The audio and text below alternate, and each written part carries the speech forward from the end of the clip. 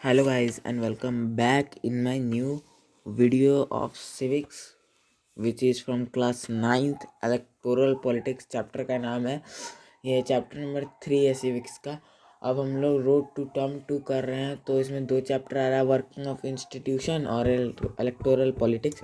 तो पहले हम लोग ये इलेक्टोरल पॉलिटिक्स पढ़ेंगे, फिर बाद में वर्किंग ऑफ इंस्टीट्यूशन पढ़ेंगे। पूरा SST साइंस पूरा इस बार सब कंप्लीट हो जाएगा। वीडियो को एंड तक ज़रूर देखना, ठीक है ना। अगर वीडियो अच्छा लगे तो लाइक कर देना, और अगर चैनल पे सब्सक्राइब करके और अपने दोस्तों लोग में शेयर कर देना। अब देखो बच्चे, ये मेरे पास वो डिमांड आ रहा है कि भैया इलेक्टोरल पॉलिटिक्स पढ़ाओ। अब कभी हमको टीचर मत समझो, बस तुम समझो कि हम तुम्हारे सीनियर हैं कि ये चैप्टर इलेक्टोरल पॉलिटिक्स हम लोग को पढ़ा दो। तो आप लोग की डिमांड पे मैं ये चैप्टर ले आऊँगा। अगर आपको और चैप्टर कोई भी पढ़ना है तो नीचे कमेंट में बता देना, ठीक है। कमेंट हमेशा ऑन रखते हैं, इसीलिए कोई भी डाउट रहता है, कोई पूछ देता है या अपने नेक्स्ट चैप्टर का डिमांड कर देता है, मैं ले आता हूँ, ठीक है। तो चलो वीडियो को स्टार्ट करते हैं, ज़्यादा आप लोग का टाइम बिना गवाए हुए। तो देखो इलेक्टोरल पॉलिटिक्स हम लोग क्या पढ़ेंगे। मेनली हम लोग इलेक्टोरल पॉलिटिक्स में पढ़ेंगे कि इलेक्शन क्या होता है, इलेक्शन क्यों ज़रूरत है, फ्री और फेयर इलेक्शन कैसे होता है, क्या क्या वोटिंग राइट्स है, क्या क्या वोटिंग में डर्टी ट्रिक्स अपनाया जाता है। मतलब पूरा शुरू से लेके इलेक्शन का लास्ट तक एकदम समझ में आ जाएगा तुम लोगों की ये इलेक्शन होता क्या है, इलेक्शन कैसे करवाया जाता है, इलेक्शन में क्या डर्टी ट्रिक अपनाया जाता है। ये सब इलेक्शन तुम लोग को ये पूरा टर्म ही समझ में आ जाएगा A to Z, ठीक है। चलो स्टार्ट करते हैं। Overview. In chapter 1 we have seen that, अब देखो देखो देखो देखो यहाँ से इंटरेस्टिंग होते जाएगा। In chapter 1 we have seen that in a democracy it is neither possible nor necessary for people to govern directly. Chapter 1 में हम लोग क्या पढ़ लिए, डेमोक्रेसी में कोई भी पीपल पॉसिबल ही नहीं है कि कोई भी पीपल अपने से डायरेक्टली गवर्न करे। The most common form of democracy in our time is for the people to govern through their representative. अभी मोस्ट कॉमन मतलब अभी के टाइम में क्या है डेमोक्रेसी, कि हम लोग अपने रिप्रेजेंटेटिव को चूज़ करते, वही देश चला मतलब कंट्री चलाता है, कंट्री और state. In this chapter we will look at how this representative are elected. अब ये चैप्टर हम लोग देखेंगे कैसे वो लोग रिप्रेजेंटेटिव इलेक्ट होते हैं। We begin by understanding why election are necessary and useful in democracy. We try to understand how electoral competition among parties serves the people. We then go on to ask what makes an election democratic. क्या election मतलब क्या क्या चीज़ election को democratic बनाता है, ठीक है। The basic idea here is to go distinguish democratic election and from non democratic election. अब ये जो आइडिया है ना कि डेमोक्रेटिक क्या होता है और नॉन डेमोक्रेटिक क्या होता है, ये चैप्टर में तुमको सब क्लियर हो जाएगा, ठीक है।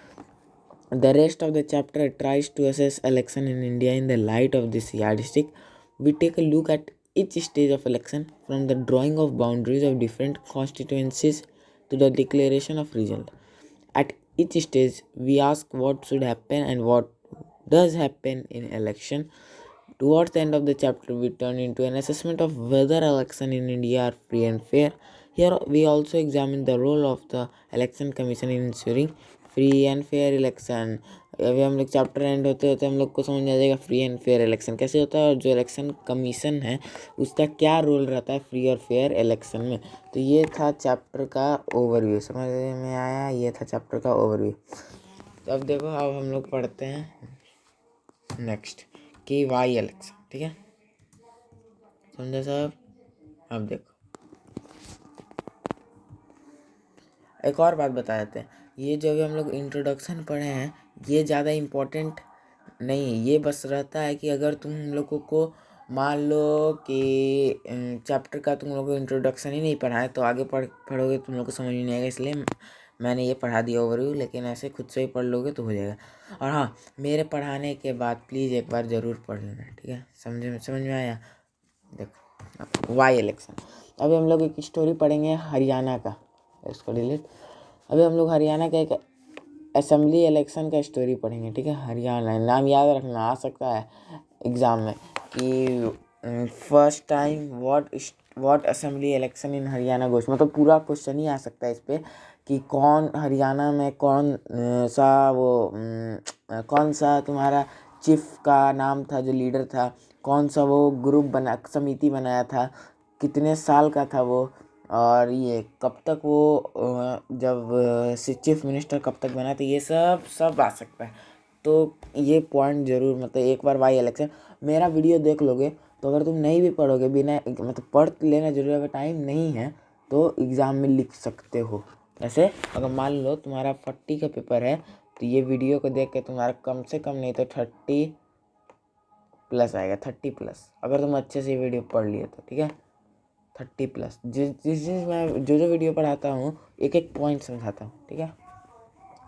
Assembly election in Haryana. The time is after midnight. An expectant crowd sitting for past 5 hours in chowk of the town is waiting for its leader to come. The organization assure and reassure the crowd that he would be here any moment. The crowd stand up whenever a passing vehicle come that way. In it around hope that he has come. अब देखो, अब हम लोग क्या पढ़ रहे हैं, ये कब का बात बोल रहा है, मिडनाइट, मतलब एकदम 12 बजे के बाद पूरा जो क्राउड भीड़ होता है वो बैठा हुआ था चौक पे एटलीस्ट 5 आवर्स से, क्योंकि जो क्राउड के जो मेंबर्स लोग थे, जो मतलब पीपल ही लोग थे, वही ना भीड़ लगाएंगे, जो पीपल लोग को बोलते थे कभी भी आ सकते हैं जो हमारे लीडर हैं। तो इसी के होप में जो भी व्हीकल आता था वो लोग खड़े हो जाते थे कि आ जाता है, आएगा मेरा लीडर। द लीडर है mister Devilal, chief of the Haryana Sangharsh Samiti, who was to address a meeting in Karnal on Thursday night. The 76-year-old leader is a very busy man this day. His day started at 8 a.m. and ends after 11 p.m. He had already addressed 9 election meetings since morning, been constantly addressed public meeting for the past 23 months and preparing for this election. अब इस leader कौन था, mister Devilal, वो क्या था, chief of the Haryana था, मतलब हरियाणा संघर्ष समिति, हरियाणा संघर्ष समिति एक ग्रुप था। पूछ सकता है कि which group is formed by mister Devilal, ठीक है। मिस्टर देवीलाल कौन सा असेंबली बनाया था, हरियाणा संघर्ष समिति, और उसमें क्या था, करनाल में वो लोग मीटिंग अरेंज कर रहे थे थर्सडे नाइट में। 76 ईयर ओल्ड लीडर, कौन था 76 ईयर ओल्ड लीडर, वो मिस्टर देवीलाल जो थे वो 76 ईयर ओल्ड थे, ठीक है। अब देखो, जो चौधरी देवीलाल थे वो बहुत ही बिजी पर्सन थे, ठीक है। वो सुबह 8 बजे से उनका काम स्टार्ट होता था, रात में 11 बजे उनका काम ख़त्म होता था। वो ऑलरेडी जो है 9 इलेक्शन मीटिंग्स को एड्रेस कर चुके हैं मॉर्निंग से, मतलब क्या बोल सकते हो, सुबह 8 बजे से वो काम करना स्टार्ट करते हैं। सुबह से वो 9 मीटिंग के लिए, मतलब वो 9 मीटिंग कर चुके हैं इलेक्शन के लिए। और वो 23 मंथ्स, मतलब पास्ट 23 मंथ, तो अप्रॉक्स मान लो तुम अप्रॉक्स 2 ईयर्स तक वो क्या कर रहे हैं, इलेक्शन का सिर्फ मीटिंग कर रहे थे, कैसे हम लोग का इलेक्शन जीतना है। क्योंकि आगे पढ़ो, क्योंकि वहाँ 1987 तक इलेक्शन कांग्रेसी पार्टी जीता था हरियाणा में, ठीक है। अब देखो, been constantly addressing public meeting for the past 23 month preparing for election. 23 month मतलब अप्रॉक्स 2 ईयर्स तक वो, मतलब पहले से क्या कर रहे थे, 2 ईयर्स अब होने वाला था वो इलेक्शन का प्रिपेयर कर रहे थे, पब्लिक मीटिंग को ऑर्गेनाइज कर रहे थे। This newspaper report is about the state assembly election in Haryana in 1987। ये जो न्यूज़पेपर अभी हम लोग पढ़े, ये एक न्यूज़पेपर का रिपोर्ट है, ये जो इतना पढ़े हैं क्या है, न्यूज़पेपर में कभी आया होगा, ये मतलब प्रिंट हुआ होगा, तो इसी का ये रिपोर्ट था। ये कब का रिपोर्ट है, 1987 का, ठीक है, 1987 का रिपोर्ट है, समझ में आया। अब जो स्टेट था वो रूल कौन कर रहा था, 1982 तक कांग्रेस पार्टी ही हरियाणा में रूल कर रहा था, याद ये पूछ सकता है। From till which year Congress party will led the government in Haryana, तो since 1982 Congress party led government in Haryana and ruled in it. तो फिर उसके बाद क्या, 1982 तक तो वो रूल किया, लेकिन फिर क्या हुआ, जब इलेक्शन आने लगा तो चौधरी देवीलाल अपोजिशन लीडर थे, वो एक मूवमेंट को शुरू किए, न्याय युद्ध, struggle for justice and form a new party, लोक दल। अब जो चौधरी देवीलाल थे वो कौन सा पार्टी को ऑर्गेनाइज किए हैं, पूछ सकता है, तो बोलना लोक दल, समझे, लोक दल। अब ये लोकदल पार्टी में भी कुछ और अदर अपोजिशन पार्टी आके मिल गया, और क्योंकि उस सबको कांग्रेस को हराना था इलेक्शन में। In the election campaign Devilal said that if his party one the election his government would wave the loans of farmers and the small businessman. अब ये देवीलाल को कैसे भी करके जो हरियाणा वाला 1982 के में जो इलेक्शन हुआ था वो जीतना था, वो क्या बोल दिया कि अगर मैं इलेक्शन जीतूंगा तो जो स्मॉल फार्मर का लोन है बिजनेसमैन का वो सब वेव कर दूंगा, ठीक है, मतलब माफ़ कर दूंगा। ये आ सकता है define the term wave, what is the meaning of term wave, मतलब मतलब माफ़ कर देना, ठीक है, उन लोग के लोन को माफ़ कर दिए। he promised that that this would be the first action of his government। ये बोला कि जैसे ही इलेक्शन मतलब गवर्नमेंट ये जीतेगा लोकदल, वैसे ही इसका फर्स्ट एक्शन यही होगा कि जो स्मॉल फार्मर्स या स्मॉल बिजनेसमैन का लोन है उसको वो माफ़ कर देगा। The people were unhappy with the existing government. और इसी में क्या हुआ, जब ये बोल दिया और पीपल जो था, जो आसपास के था, ये जो पूरा हरियाणा के लोग थे वो कांग्रेस से, मतलब जो एग्जिस्टिंग गवर्नमेंट तो कांग्रेस ही था, उससे वो लोग क्या थे, डिसअपॉइंट थे, ठीक है। They were also attracted by Devilal promise. ये वो लोग क्या थे, देवीलाल के प्रॉमिस से भी अट्रैक्ट हुए थे, ठीक है। मतलब उनका वो जो देवीलाल प्रॉमिस रखा था उन लोग को वो अच्छा लगा था। अब जब देवीलाल ये प्रॉमिस रख दिया तो जब इलेक्शन हेल्ड हुआ तो मतलब वो एकदम उसके फेवर ही में, लोकदल के फेवर में, और उसका अलाइज मतलब लोकदल और उसके साथ जो उसका अपोजिशन पार्टी प्लस में अपोजिशन पार्टी जो हुआ था उसको बोलते हैं अलाइज। समझ में आया? अलाइज किसको बोलते हैं? अपोजिशन पार्टी जो उसके साथ मिल गया था, कांग्रेस का अपोजिशन पार्टी, मतलब जो छोटा छोटा ग्रुप था, वो लोग क्या हो गया, जीत गया। लोकदल और उसका पार्टनर ही 96 सीट्स में 76 सीट्स वो लोग ले आए स्टेट असेंबली में, और लोकदल अकेले 60 सीट जीत लिया। तो इससे क्या हो गया, मेजोरिटी तो असेंबली लोकदल के हाथ में आ गया, और जो कांग्रेस है सिर्फ 5 सीट जीता। तो जब 60 सीट ये लोग जीता और 5 सीट वो जीता तो मेजोरिटी किसके पास आएगा? ऑब्वियसली लोकदल के पास ही आएगा। तो जैसे ही इलेक्शन का रिजल्ट अनाउंस हुआ तो जो सिटिंग चीफ मिनिस्टर मतलब जो कांग्रेस का चीफ मिनिस्टर था उस समय, उसको रिजाइन देना पड़ा, और जो न्यू इलेक्टेड मेंबर मतलब जो एमएलए न्यू बने थे लोकदल के, वो क्या किया, देवीलाल को अपना लीडर चूज कर दिया और गवर्नमेंट को इन्वाइट किया कि देवीलाल को न्यू चीफ मिनिस्टर बना दिया जाए। 3 दिन के बाद इलेक्शन रिजल्ट जब डिक्लेयर हुआ तब वो चीफ मिनिस्टर बना। उसके बाद ही गवर्नमेंट इश्यू कर दिया गवर्नमेंट ऑर्डर, मतलब जो गवर्नमेंट ही रिली इश्यू किया, जो वो बोला था कि हम स्मॉल फार्मर्स और बिजनेस मैन को का जो लोन है वो वेव करेंगे, तो गवर्नमेंट ये इश्यू किया कि आपको अभी स्मॉल फार्मर्स का और बिजनेस मैन का लोन को वेव करना है। लेकिन वो लोग अभी तक नहीं किया। His party rule the state, 4 साल तक उस सबका पार्टी रूल किया, ठीक है, मतलब 4 साल 1987 में इलेक्शन हुआ था, ठीक है, याद रखना 1987, क्योंकि अब 1991 में जो इलेक्शन होने वाला था, लेकिन इस टाइम पे his party didn't win popular support, ये इसका पार्टी जो है पॉपुलर सपोर्ट नहीं जीत पाया। The Congress won the election form the government. फिर से क्या हुआ, कांग्रेस मतलब फिर से इलेक्शन हुआ, कांग्रेस ही जीत गया और अपना गवर्नमेंट बना लिया। यहाँ तक समझ में आया पूरा स्टोरी क्या था। चौधरी देवीलाल एक वो असेंबली बनाते हैं जिसका नाम था हरियाणा संघर्ष समिति बनाते हैं। उसमें फिर एक कौन लीडर होता है, देवीलाल 76 ईयर ओल्ड लीडर थे वो, और उनका दिन 8 बजे से शुरू होता था, 11 बजे ख़त्म होता था। और फिर उसके बाद वो एक मूवमेंट चलाए थे, न्याय युद्ध, न्याय स्ट्रगल फॉर जस्टिस, और न्यू पार्टी लोकदल ऑर्गेनाइज क्या बोलते लोकदल को बनाया नया पार्टी, और उसमें जो अपोजिशन पार्टी थे वो आके मिल गया।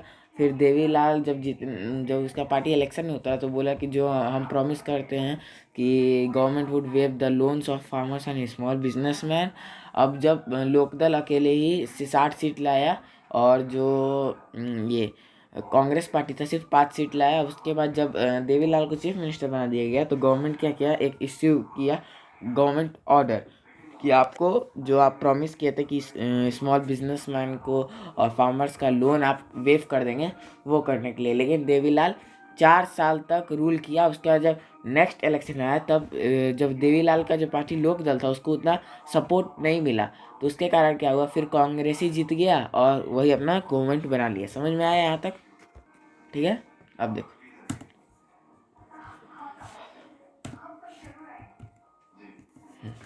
अब why do we need election, पहले पढ़ लिए हम लोग वाई इलेक्शन, इलेक्शन क्या क्यों ज़रूरत है।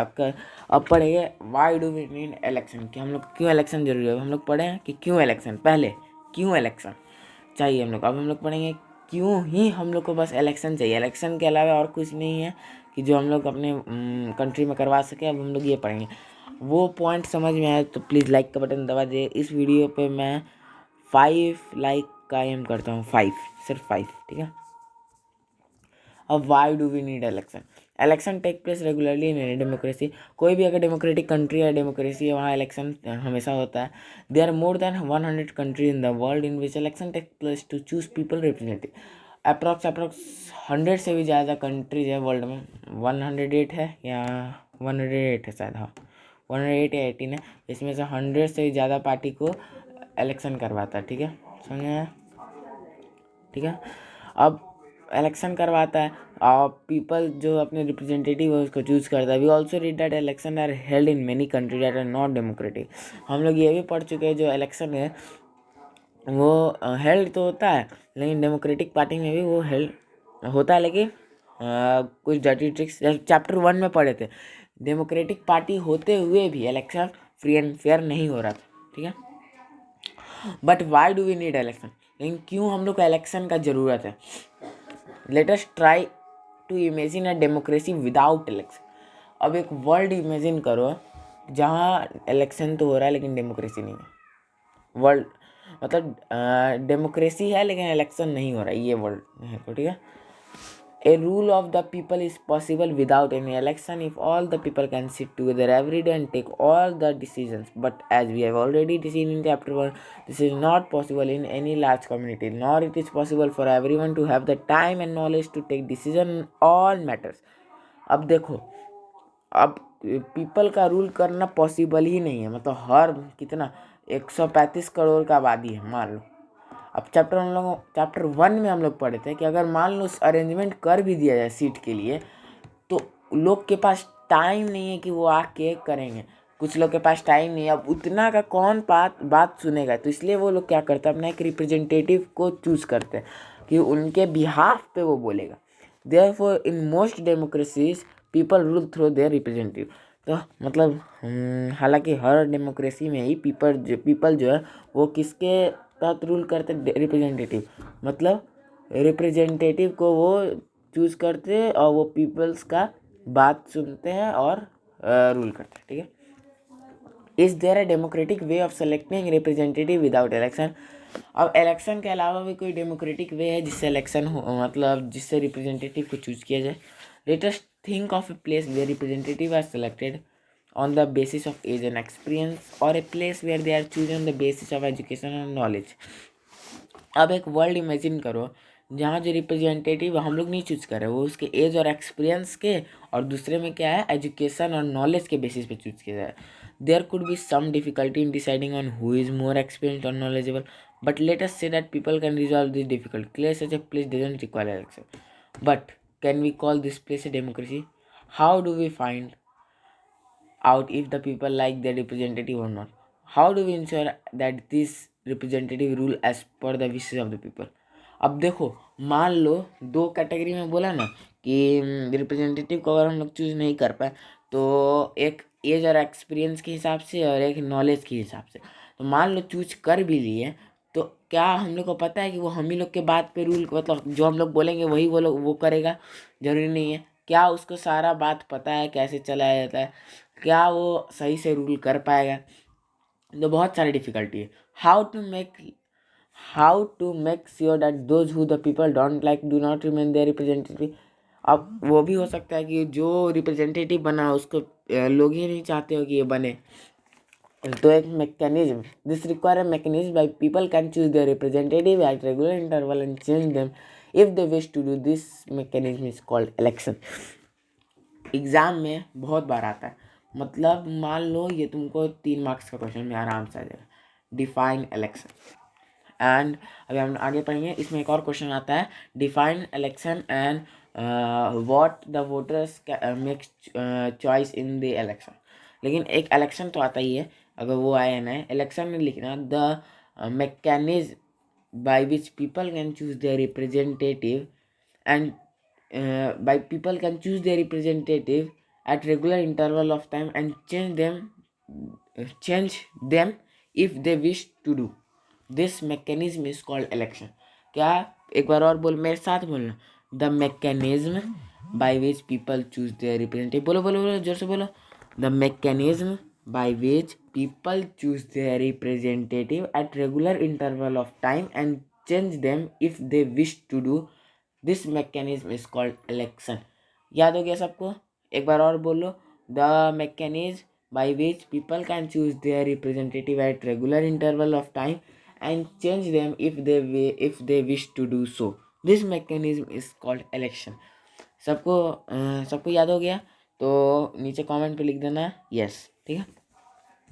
Therefore, elections are considered essential in our times for any representative democracy. Election को इसीलिए इसेंशियल माना जाता है अभी रिप्रेजेंटेटिव डेमोक्रेसी में. अब देखो, इलेक्शन में क्या वोटर्स चाहते हैं कि जो रिप्रेजेंटेटिव को हम वोट कर रहे हैं वो क्या क्या करे. They can choose who will make laws for them. वो चाहते हैं कि जिसको हम चूज कर रहे हैं वही लॉ बनाए. वो चाहते हैं they can choose who will form the government and take major decision. वो चाहते हैं कि जिसको हम चूज़ करें वही गवर्नमेंट बनाए और मेजर डिसीजन ले. दे can choose the party wear policies will guide the government and law making. अब जो वोटर्स चाहते हैं कि जो पार्टी को पॉलिसी बना रहा है उसी पे वो गाइड करके अपना गवर्नमेंट और लॉ बनाए. ठीक है, इतना समझ में आया कि हम लोग को इलेक्शन चाहिए. इलेक्शन कुछ नहीं है, इसमें बस है कि इलेक्शन का डेफिनेशन और what voters can make choices in election. बस ये 2 पॉइंट इसमें ज़रूरी है और कुछ नहीं. बस ये लास्ट का ऐसे ये था कि तुम लोग को बता रहा था एक वर्ल्ड इमेजिन करके इतना एग्जाम्पल लेके. तो इलेक्शन का है the mechanism by which people choose their representative at regular interval of time and change them if they wish to do so. This mechanism is called election. In an election, the voter make many choice. They can choose who will make laws for them. They can choose who will form the government and take the major decision. They can choose the party whose policies will guide the government and law making. ये 3 point याद कर लेना, important. ये term को मैं लिखता हूँ VVI. यहाँ तक सबको चमका है? अगर चमका तो लाइक कर देना प्लीज़ और शेयर कर. लाइक करो या ना करो, शेयर और कमेंट जरूर कर देना और नीचे सब्सक्राइब कर देना क्योंकि इसके बाद आ सकता है तुम्हारा क्लाइमेट. ठीक है, SST के रिलेटेड आएगा लेकिन आएगा क्लाइमेट या नहीं तो पोवर्टी एज ए चैलेंज. यही 2 चैप्टर में से कोई आ गया तो इसलिए नीचे यहाँ पे सब्सक्राइब का बटन दिख रहा होगा यहाँ पे. ठीक है, तो ये सब्सक्राइब कर देना. समझ में आया सबको? What makes an election democratic. अब हम लोग पढ़ते हैं क्या मतलब क्या चीज़ है जो इलेक्शन को डेमोक्रेटिक बनाता है. Election can held in many ways. Election जो बहुत तरीके से होता है. All democratic countries hold election. जितना भी डेमोक्रेटिक कंट्रीज है इलेक्शन करवाता है but most non democratic countries also hold some kind of election. अब देखो जो नॉन डेमोक्रेटिक है वो भी कुछ ना कुछ तरह का इलेक्शन जरूर करवाता है. तो डेमोक्रेटिक और नॉन डेमोक्रेटिक दोनों इलेक्शन करवाता है. हम लोग शुरू में पढ़े थे इंट्रो में कि कैसे हम लोग डेमोक्रेटिक और नॉन डेमोक्रेटिक को डिस्टिंग्विश करेंगे. देखो, how do you distinguish democratic election from any other election. कैसे हम लोग डेमोक्रेटिक इलेक्शन को डिस्टिंग्विश करेंगे अदर इलेक्शन से. We have discussed this question briefly in chapter 1. We discussed many examples of the countries where elections are held but they can't really be called democratic election. Let us recall what we learned there and start with a simple list of the minimum condition of a democratic election. जो chapter 1 हम लोग पढ़े थे पाकिस्तान का पढ़े थे, China में फिर PRI जो रूल कर रहा था, PRI जो था, फिर मैक्सिकन पार्टी था. ये सब जो रूल कर रहा था यहाँ पे इलेक्शन तो हो रहा था और लेकिन ये फ्री और फेयर इलेक्शन तो नहीं था और बल्कि ये डेमोक्रेटिक कंट्री था. तो कैसे हम लोग डेमोक्रेटिक इलेक्शन को अदर इलेक्शन से डिस्टिंग्विश करेंगे ये पढ़ते हैं. देखो, let us recall what we learn there and start with a simple list of minimum condition for democratic election. अब हम लोग कंडीशन पढ़ेंगे क्या क्या डेमोक्रेटिक इलेक्शन. ऐसे अगर तुम चैप्टर 1 में जाओगे तो उसमें दिया हुआ जो पॉइंट अभी पढ़ रहे हैं इसमें बस थोड़ा सा लाइन में चेंज हुआ है लेकिन पॉइंट सबसे में. उसमें हम लोग पढ़े थे all person has 1 vote and every vote should have equal value. ये है, ठीक है, मतलब हर लोग को वोट देने का अधिकार होना चाहिए और उसी का वोट का अपना एक वैल्यू होना चाहिए. ठीक है, जैसे शायद इंडोनेशिया में नहीं, उसी में था एक कि उसके जो जो वहाँ के थे फिजी में जो थे जो फिजी इंडियन थे उनको ज़्यादा वोट दिया था, लेकिन जब बाहर का पार्टी था उसको कम वोट दिया था। लेकिन हर वोट का इक्वल वैल्यू होना चाहिए। इससे हम लोग को पता चलता है कि जो डेमोक्रेटिक इलेक्शन है वो एक डेमोक्रेटिक इलेक्शन का एक कंडीशन है कि जो first everyone should be able to choose, this mean that everyone has an one vote and every vote should have equal value. ठीक है, समझा? अब देखो सेकंड पॉइंट क्या बोल रहे हैं। ठीक है, second, there should be the something to choose from. Parties and candidates should be free to contest election and should offer some real choice to voter. यहाँ से देखो, यहाँ से तुम्हारा लाइन को चेंज किया, यहाँ बस ये इतना देखो, parties and candidates should be free to contest election and should offer some real choice to voters. ये भी मतलब जो पार्टी और कैंडिडेट जो वो इलेक्शन को कॉन्टेस्ट करा रहे हैं वो भी फ्री तरीके से, मतलब फ्री और फेयर होना चाहिए, और जो वोट कर रहे हैं वो भी अपनी चॉइस से रहना चाहिए। कहीं कहीं ऐसा होता है कि बोला जाता है कि वोट दो ज़बरदस्ती। हम लोग चैप्टर 1 में पढ़े हैं कि उसके स्कूल में जाके हर जगह बोलता था वोट दो उसके पेरेंट्स को। तो ये सब जो होता है नॉन डेमोक्रेटिक इलेक्शन का ही कंडीशन था वो, लेकिन ये डेमोक्रेटिक इलेक्शन का हम लोग कंडीशन पढ़। Third, the choice should be afford eight regular interval, election must be held regularly after every 5 year. अब इलेक्शन जो है एवरी 4 ईयर या 5 ईयर तक 5 ईयर के बाद हेल्ड होना चाहिए। ठीक है। Fourth, the candidate preferred by the people should get elected. Fourth क्या है, जो कैंडिडेट चूज करे वही पीपल इलेक्ट हो। Fifth, election should be conduct in free and fair manner where people can choose as they really wish. और fifth है कि जो पीपल को इलेक्ट किए हैं वही रूल करे, क्योंकि फ्री और फेयर इलेक्शन। अब ऐसा था, हाँ, चाइना में कौन था, चाइना में पार्टी था, उसका नाम याद नहीं आ रहा, लेकिन तुम लोग देखना चाइना में वो उसी से उसको अपॉइंट लेना पड़ता था। तो बाय द वे उसी का ना मेंबर बन रहा था, नाम याद नहीं आ रहा है, देख लेना एक बार। ठीक है। These might look like very simple and easy condition, but there are many countries where these are not fulfilled. In this chapter, we will apply this condition to the election held in our country to see if we can call this democratic election. अब ये जो condition है हम लोग अपने country India में रख के देखेंगे क्या हम लोग के कंट्री में डेमोक्रेटिक इलेक्शन होता है कि नहीं। यहाँ तक सबको चमका। ये जो हम तुमको पढ़ा है, ये वाला, एक सेकेंड, ये वाला देखो, what makes an election democratic. ये जो तुम्हारा था चैप्टर 1 जो पढ़ा होगा उसके लिए ये टॉपिक बहुत आसान है, चैप्टर 1 वाले के लिए, जो कि हाँ चैप्टर 1 वाले के लिए बहुत आसान टॉपिक है। ठीक है। अब देखो, अब हम लोग ये वाला जो जितना भी कंडीशन लगा है डेमोक्रेटिक इलेक्शन का, अब हम लोग अपने इंडिया में रख के ये देखेंगे। अब देखो, it good to have political competition. क्या जो पॉलिटिकल कंपटीशन है, मतलब बहुत सारे पार्टीज हैं। ठीक है, ये बहुत सारा पार्टीज है जो, ठीक है, वो क्या जो उसी से तो पॉलिटिकल कंपटीशन होता है। अगर ये पॉलिटिकल कंपटीशन ना रहे तो आगे हम लोग पढ़ेंगे क्या होगा।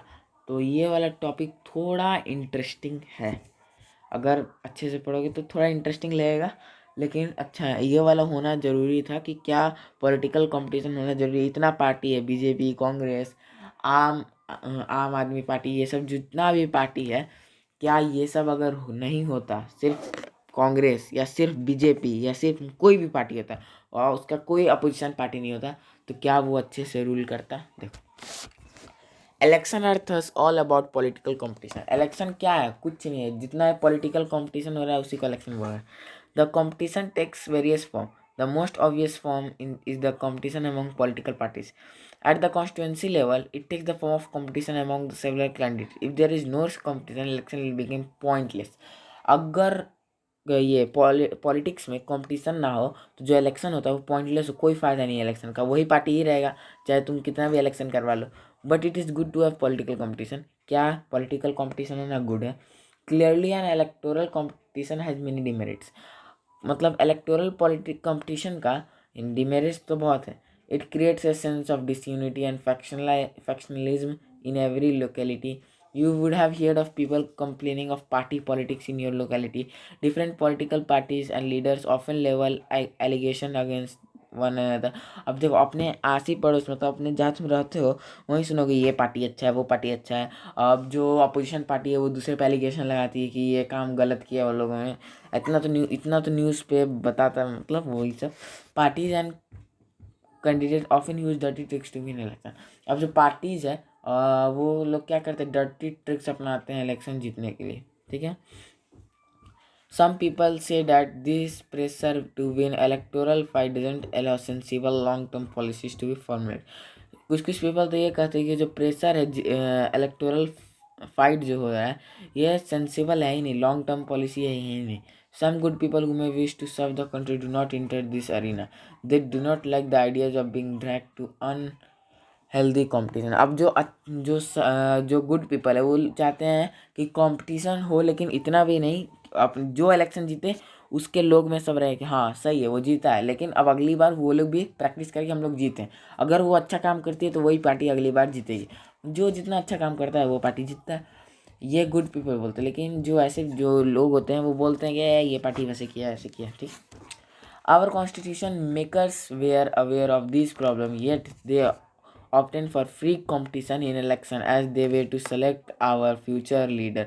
अब जो कॉन्स्टिट्यूशन हम लोग का बना है वो ये सब प्रॉब्लम जानते थे कि आगे चल के ये प्रॉब्लम बहुत होगा, तो ये क्या किया, एक फ्री कंपटीशन को अपॉइंट कर ली कि कैसे हम लोग को अपना फ्यूचर लीडर को चूज करना है। They did so because this system works better in long run. In an ideal world all political leaders know what is good for the people and are motivated only by desire to serve them. Political competition is not necessary in such an ideal world, but that is not what happens in real life. Political leaders all over the world, like all others professionals, are motivated by the desire to advance their political careers. अब देखो जो political competition होता है ये उतना भी अच्छा नहीं, अगर उससे तुम अच्छा बोल सकते हो कि ये क्या करता है, पीपल को मोटिवेट करता है कि तुम अच्छा सर्व करो, तुम पीपल को अच्छे से, मतलब अगर तुम रूल कर रहे हो और जो पीपल बेसिक नीड्स मांग रहे हैं तुम लोग तुमसे, वो तुम अगर अच्छे से सारा करोगे तो तुम जरूरी अगले अगले बार इलेक्शन जीतोगे। लेकिन क्या होता है, सब अपना प्रोफेशनल देखता है कि हम पॉलिटिकल कैरियर में कैसे एडवांस बने, तो इसी में कंपटीशन आता है। They want to remain in power और get power and position for themselves. They may wish to serve the people as well, but it is risky to depend entirely on their sense of duty. Besides, even when they wish to serve the people, they may not know what is required to do so, or their ideas may not match what the people really want. अगर political leaders चाहते भी हैं कि वो अपने position में बरकरार रहना चाहते हैं, ठीक है, दे और वो चाहते हैं कि हम अपने कंट्री को सर्व करें, लेकिन ये रिस्की होता है कि अपने मतलब अपने आप ही पे सिर्फ डिपेंड हो जाओ, सिर्फ on the sense of duty, कि सिर्फ तुम ड्यूटी ही करो, पीपल का कुछ मत सुना। Beside even when they wish to serve people, अगर वो पीपल मतलब हम लोग को चाहते भी कुछ सर्व करें तो दे में नोट वो जानते ही नहीं कि कैसे क्या क्या हम लोग का बेस नीड्स है, ठीक है, और देयर आइडियाज़ में not match what the people है, और उनका आइडिया जो वो सोचते हैं वो मैच ही नहीं कर पाता है जो लोग चाहते हैं। How do we deal with this real life situation? One way is to try and improve the knowledge and character of political leader. अब कैसे हम लोग ये रियल लाइफ सिचुएशन से डील करते थे, एक तो तरीका है कि इम्प्रूव करो अपना नॉलेज और जो अपना कैरेक्टर है पॉलिटिकल लीडर्स को उसको इम्प्रूव करो। The other and more realistic way to set up a system where political leaders are rewarded for serving the people and punished for not doing so। और दूसरा ये तरीका है, अगर जो पॉलिटिकल लीडर्स अच्छे से कंट्री को सर्व कर रहा है उसको रिवॉर्ड दो, और जो नहीं कर रहा है उसको पनिशमेंट दो। हु डिसाइड द रिवॉर्ड और पनिशमेंट? अब देखो रिवॉर्ड और पनिशमेंट तो बोल दिया, अब ये कौन डिसाइड करेगा कि रिवॉर्ड के मालिक है कि पनिशमेंट के? The simple answer is the people. अब ये कौन डिसाइड करेगा? पीपल, हम लोग। This is what electoral competition does, यही होता है इलेक्टोरल कंपटीशन, क्या करता है यही करता है।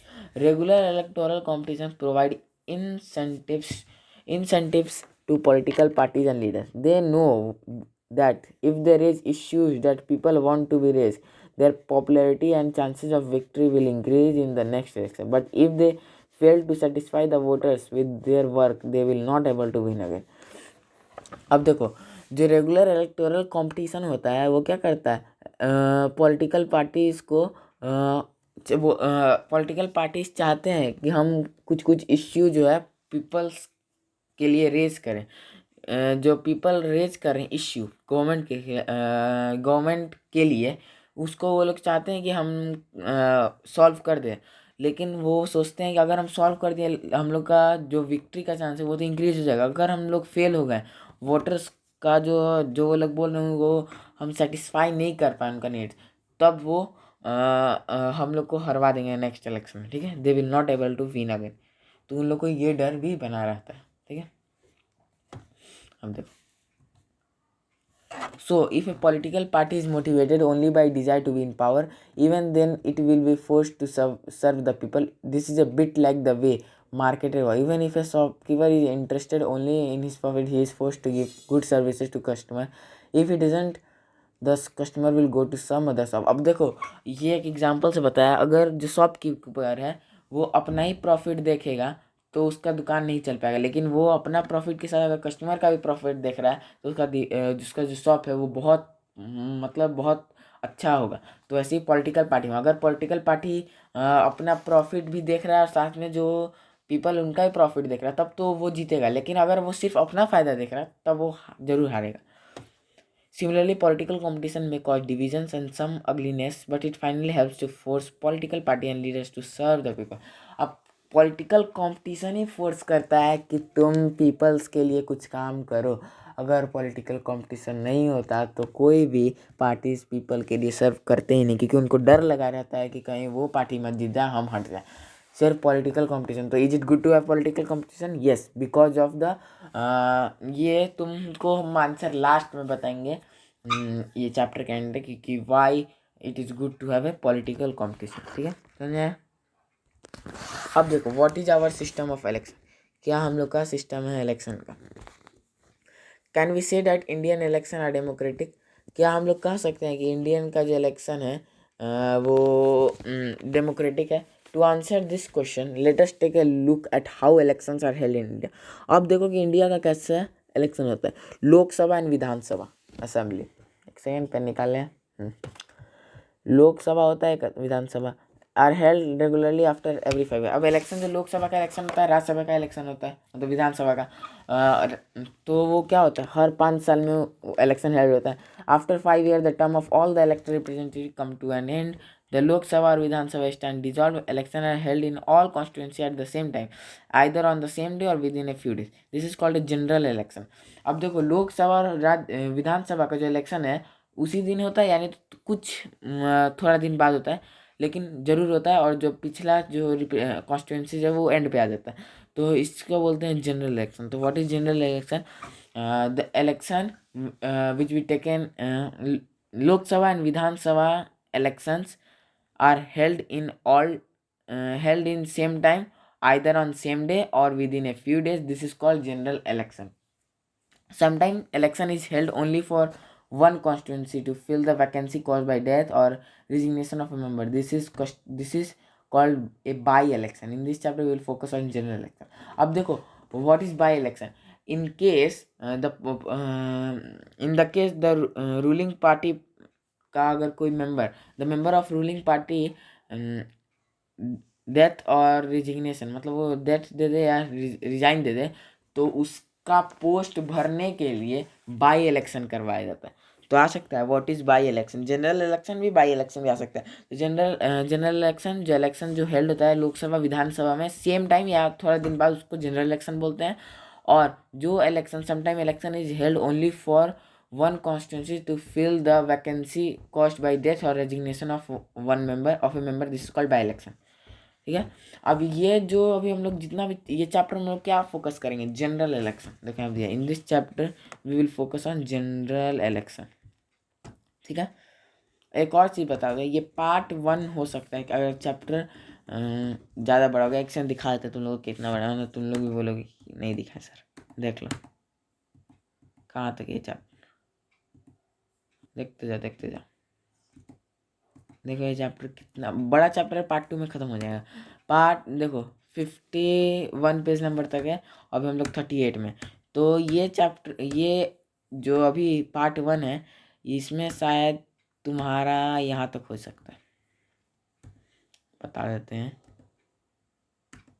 ये कॉन्स्टिट्यूंसी तो पूरा ख़त्म कर देंगे, reserve constituency, voter list, nomination of कौन, यहाँ तक ख़त्म हो जाएगा ये। अब नेक्स्ट जो स्टार्ट होगा वोटर लिस्ट से स्टार्ट होगा, याद रखना वोटर लिस्ट, ठीक है।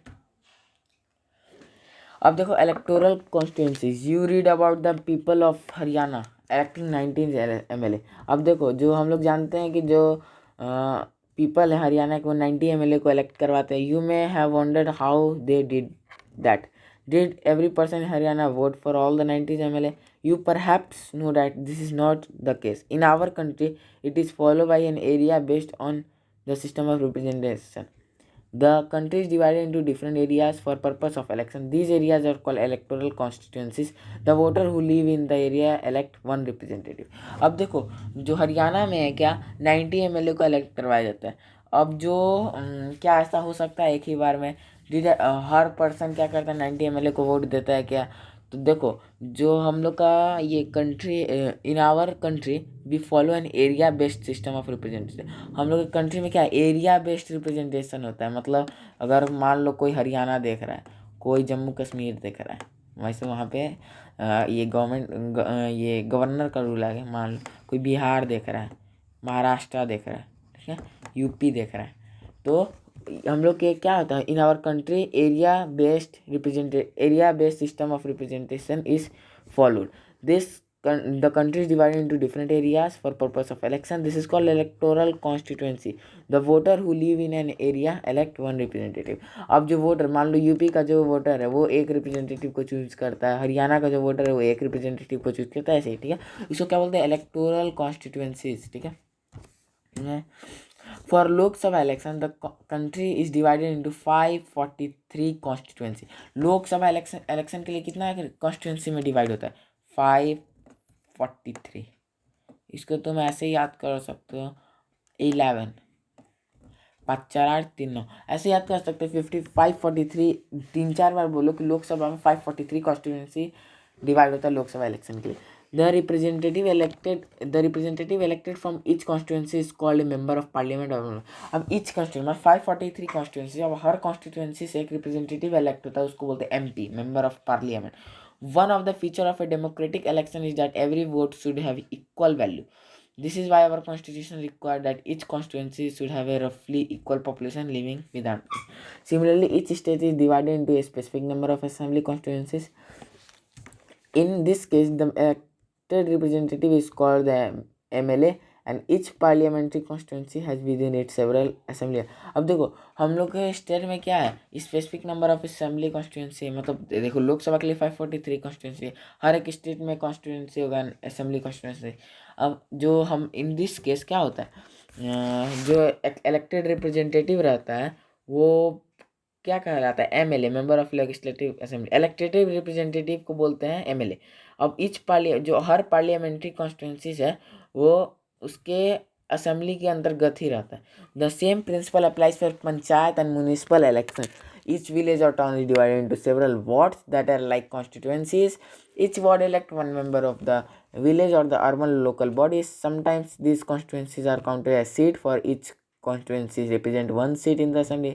When we say Lok Dal won 60 seats in Haryana, it means that candidate of Lok Dal won the 60 assembly constituency in the state and thus Lok Dal had 60 MLA in the state assembly. अब देखो यही same case जो अभी हम लोग state level पे पढ़ रहे हैं, यही सेम केस क्या होता है विलेज या म्यूनिसिपल में भी अप्लाई होता है. उसमें भी क्या होता है वार्ड्स होता है या कभी कभी सीट से भी काउंटिंग होता है. अब जो हम लोग शुरू में पढ़े थे याद करो जब वाई इलेक्शन में कि 60 लोकदल जीता था, हाँ 60. तो उसमें क्या है 60 असेंबली कॉन्स्टिट्यूएंसी वो लोग जीता, मतलब 60 MLA जीता है एक स्टेट असेंबली में. ठीक है, समझे. अब देखो गुलबर्ग लोकसभा कॉन्स्टिट्यूएंसी ये गुलबर्ग का है और ये गुलबर्ग डिस्ट्रिक्ट कैसा है. Why the boundary of Gulbarga Lok Sabha constituency not the same as the district boundary of the draw similar map. ये देखो जब सारा हो जाएगा तब ये सब तुम लोग को सारा का आंसर मिल जाएगा क्यों होता है. ठीक है, अब देखो लास्ट टॉपिक बचा है, ध्यान से पढ़ना ये वाला जो पढ़ाने वाले हैं अभी. ठीक है,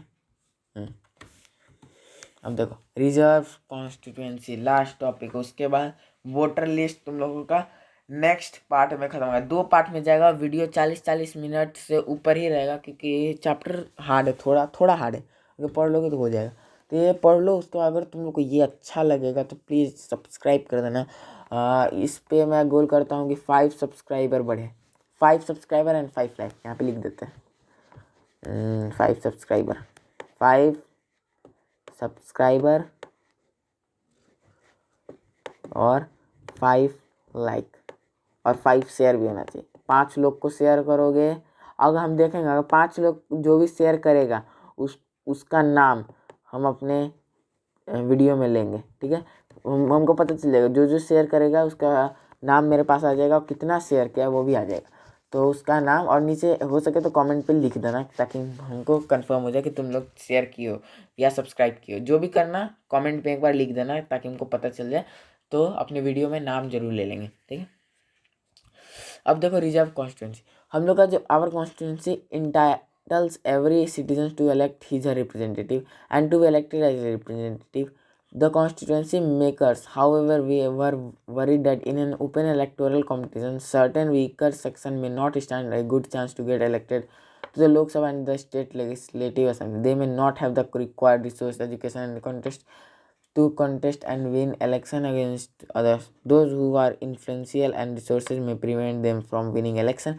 If that happens, our parliament and assembly would be deprived of the voice of a significant section of our population that would make our democracy less representative and less democratic. अब देखो हम लोग के कॉन्स्टिट्यूशन में हर citizen क्या करता है, अपने रिप्रेजेंटेटिव या अपनी रिप्रेजेंटेटिव को वोट देता है और अपने रिप्रेजेंटेटिव को इलेक्ट करवाता है। अब जो कॉन्स्टिट्यूंसी मेकर्स हैं वो वरी थे कि electoral competition, that in electoral competition कुछ वीकर सेक्शन तो जो गुड चांस, बहुत कम चांस है कि वो लोकसभा में इलेक्ट हो पाएंगे या स्टेट लेजिस्लेटिव असेंबली में, क्योंकि उन लोग के पास तो रिसोर्स ही नहीं है, ना एजुकेशन है, ना उन लोग के पास टिकट खरीदने का पैसा है, तो ये लोग कैसे इलेक्शन जीत पाएंगे। तो those who are influential and resourceful में prevent them from winning election. If that happens, our parliament and assembly would be deprived of the voice of a significant section of our population. अगर ऐसा हुआ तो हम लोग का parliament और assembly जरूर बोलेगा। That would make our democracy less representative and, तो इससे क्या होता है, हमारा जो डेमोक्रेसी है वो लेस रिप्रेजेंटेटिव और लेस डेमोक्रेटिक बन जाएगा, ठीक है। So the makers of our constitution thought of a specific system of reserved constituency for the weaker section. अब देखो जब कॉन्स्टिट्यूशन बन रहा था तब का ये बात हो रहा था, अगर ये ऐसा हो तो हम लोग का कॉन्स्टिट्यूंसी लेस डेमोक्रेटिक बन जाएगा, ठीक है। तो इसलिए जब कॉन्स्टिट्यूशन मेकर्स थे वो रिजर्व कॉन्स्टिट्यूंसी वीकर सेक्शन के लिए लगा। तो जैसे जब रिजर्वेशन मिलता है ना, शेड्यूल कास्ट हो गया, शेड्यूल ट्राइब हो गया, कुछ ओबीसी के लिए मिलता है। In SC reserve constituency only someone who belongs to schedule caste can stand for election. SC में क्या है, जो शेड्यूल कास्ट से बिलोंग करते हैं वो इलेक्शन में स्टैंड होंगे। सिमिलरली जो शेड्यूल कास्ट से करते हैं वो भी ये असेंबली में खड़े हो सकते हैं रिजर्वेशन से। Currently in the Lok Sabha 84 seats are reserve for the schedule caste and 47 seats are reserve for schedule tribes as on 26 January 2019. This number is in proportion to their share in the total population. Thus, the reserved seat for SC and ST did not take away the legitimate share of any other social group. अब देखो 2019 में क्या हुआ था, 2019 में लोकसभा में 84 seat है scheduled caste के लिए और 47 सीट है शेड्यूल्ड ट्राइब के लिए, रिजर्व है, ये कोई छीन नहीं सकता है या ले नहीं सकता है। दिस सिस्टम मतलब जो होगा उस कास्ट से बिलोंग करता है वही इसमें ले सकता है। This system of reservation was extended later to other weaker section at the district and local level. In many state seats in rural panchayat and urban municipality and corporation, local bodies are now reserved for other backward class OBC as well. However, the proportion of the seat reserved varies from state to state. Similarly, 1/3 of the states are reserved in rural and urban local bodies for women candidates. अब देखो ये जैसी अब ये जब लोकसभा में हुआ तभी धीरे धीरे एक्सटेंड हो गया स्टेट में, ये पंचायत म्यूनिसिपल में, तो क्या हो गया उससे फिर क्या हो गया, अब रिजर्वेशन ओबीसी के लिए भी आया, अदर बैकवर्ड क्लास के लिए। और जो 1/3 है सीट्स वो रूरल और अर्बन एरिया में वो वुमेन कैंडिडेट्स के लिए। मतलब मान लो कि 543 कॉन्स्टिट्यूंसी है ना, उसका 1/3 कर लो, 3 कर लो, कितना आएगा, 3 1 3 8 1, ठीक है, 1 हो गया 8, हाँ 181 सीट्स क्या है इनके लिए, वुमेन्स कैंडिडेट के लिए शायद 540, मतलब हर जगह वैरी करता है, ये हम एक एग्जाम्पल लेके बता रहे हैं, ठीक है। तो यहाँ तक तुम लोगों का चैप्टर मतलब पार्ट 1 हो गया ख़त्म। अगले पार्ट में तुम लोगों का चैप्टर पूरा ख़त्म हो जाएगा। तो अगर वीडियो अच्छा लगा हो तो प्लीज़ यार लाइक कर देना, बहुत मेहनत कर रहे हैं वीडियो बनाने में, वीडियो में बोलने में बहुत मेहनत पड़ता है कि अपना तुम्हारा मेरा जो एजुकेशन है वो तुम लोग तक पहुंचा सके। तुम लोग का बेटर लर्निंग और टर्म 2 में प्लीज़ 40 में 40 साइंस SST में ले आना। मेरा वीडियो देखोगे तो ज़रूर आ जाएगा।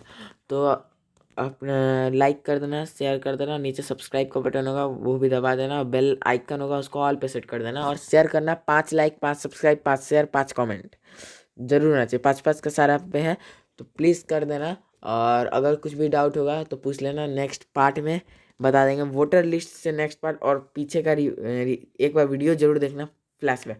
मतलब एक बार तुम अगर देख लिए वीडियो, फिर दोबारा एक बार और देखना, पूरा चैप्टर क्लियर हो जाएगा। और फिर नेक्स्ट पार्ट में पूरा चैप्टर ख़त्म, उसके बाद शायद क्लाइमेट या तो पॉवर्टी एज ए चैलेंज आएगा। तो मिलते हैं अपने नेक्स्ट वीडियो में, तब तक के लिए अपना ख्याल रखें, अपने परिवार का ख्याल रखें। तब तक के लिए बाय बाय, जय हिंद, वंदे मातरम।